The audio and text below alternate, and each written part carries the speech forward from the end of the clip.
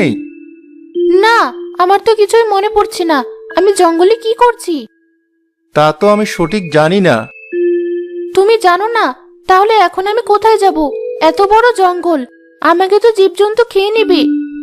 তুমি চাইলে আমার সাথে যেতে পারো। অবশ্য আমারই থাকার জায়গা নেই, তবুও তোমাকে ভালোভাবেই রাখবো। তুমি খুব ভালো, কিন্তু আমার নামটাও তো মনে করতে পারছি না। রূপালী তোমার নাম? কিন্তু তুমি জানো কি করে? আমি নিজে থেকে তোমাকে নামটি দিয়েছি। চলো এবার বাড়ির পথে যাওয়া যাক।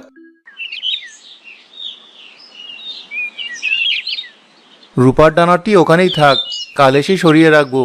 হয়তো রূপালীর মনে নেই তার আগের কথা, তবে ওকে আমার খুব ভালো লেগেছে। এখন থেকে ও আমার কাছেই থাকবে। রূপালীকে বিয়ে করে সুজন বাড়ি নিয়ে গেল।